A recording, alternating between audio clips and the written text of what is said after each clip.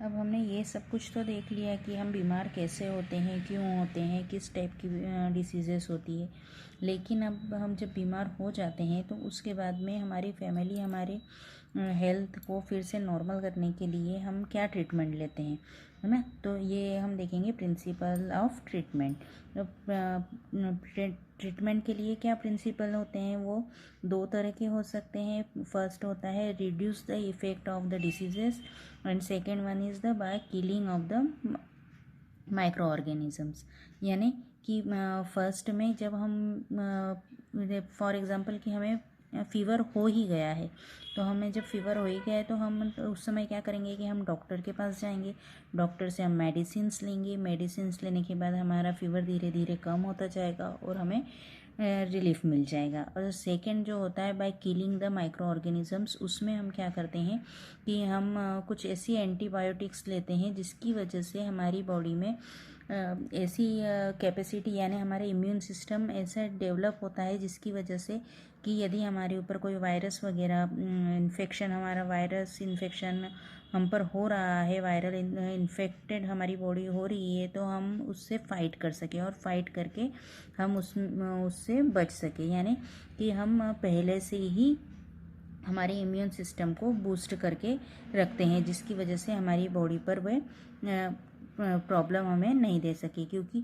यदि एक बार हम बीमार हो जाते हैं तो उसके वजह से हमारी बॉडी में बहुत सारी से प्रॉब्लम्स आती है। कैसी प्रॉब्लम्स आती है, यानी फर्स्ट तो हमारी जो काम करने की कैपेसिटी होती है वो कम हो जाती है, हम बहुत अच्छे से काम नहीं कर पाते हैं।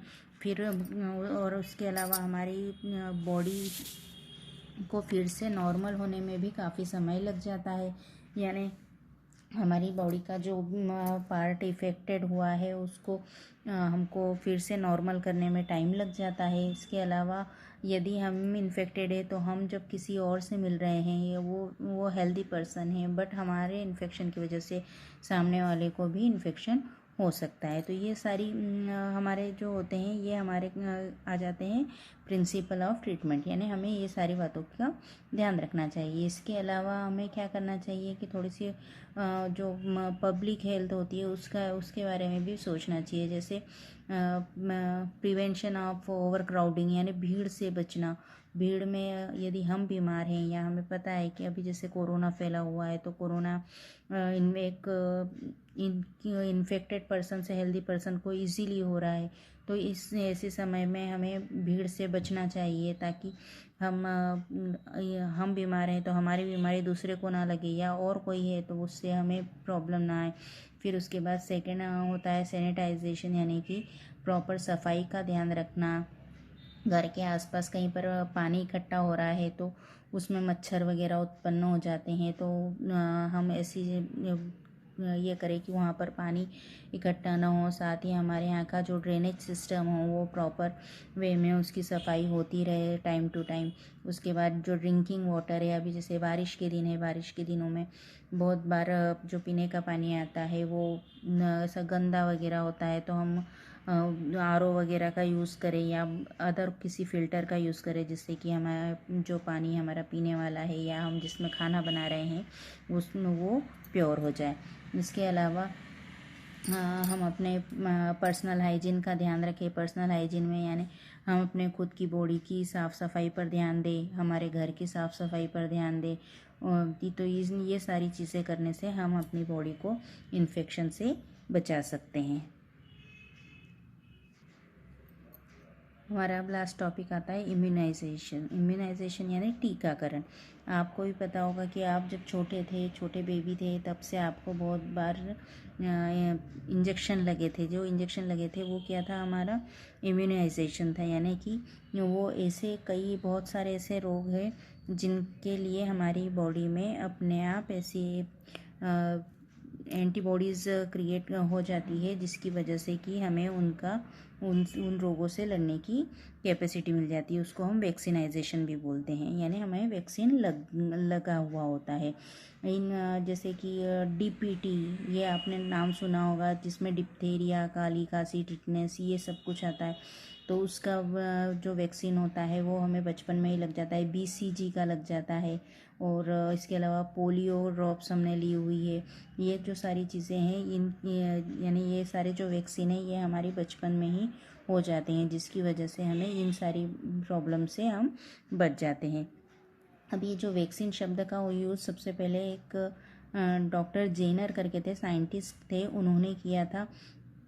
और जिसका ये लैटिन वर्ड है वैक्सीन। और वो शब्द आया था उसके वेक्सा से। वेक्सा का मीनिंग होता है गाय, और वो वहीं से ये सब फेमस हुआ था वैक्सीन। तो ये वैक्सीन हमारे इंडिया में काफ़ी पुराना है, और बहुत सारी ऐसी रोग हैं, बहुत सारी ऐसी डिसीज़ेस है जिनकी हम ये वैक्सीन लगवा कर और हम बहुत सारे रोगों से बच सकते हैं।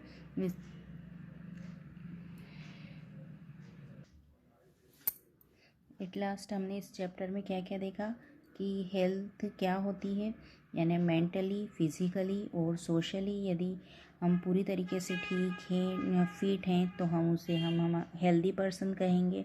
एक हेल्थ किसी भी पर्सन की हेल्थ उसके पर्सनल और उसकी कम्युनिटी पे डिपेंड करती है। पर्सनली और कम्युनिटी में हाइजीन होना बहुत ज़्यादा नीडेड होता है। इसके अलावा हमने ये देखा कि जो डिसीज़ेस होती है वो एक्यूट होती है, क्रोनिक होती है, कुछ थोड़े समय के लिए होती है, कुछ लंबे समय के लिए होती है, कुछ समय के बाद में ठीक हो जाती है, और कुछ एक बार होने के बाद में कभी ठीक नहीं होती। लंबे समय तक वो हमारी बॉडी को इफ़ेक्टेड करती रहती है। उसके बाद हमने देखा कि वैक्सीनाइजेशन क्या होता है, वैक्सीन क्या होता है। इसके अलावा जो प्रिंसिपल ऑफ ट्रीटमेंट थे उसमें भी हमने 2 टाइप्स देखे थे। एक तो जो था कि वो हम बीमार हो गए हैं उसके बाद में मेडिसिन लेना, और दूसरा था कि पहले से ही प्रिकॉशन लेना। तो प्रिकॉशन लेना ज़्यादा बेटर होता है बीमार होने की कंपेरेटिव। तो हमेशा हम अपनी पर्सनल हाइजीन और कम्युनिटी हाइजीन पर का ध्यान रखना चाहिए, ताकि हमारे आसपास भी साफ़ सफाई रहे और हम भी हेल्दी रहें और हमारी कम्युनिटी भी हेल्दी ही रहे। Thank you.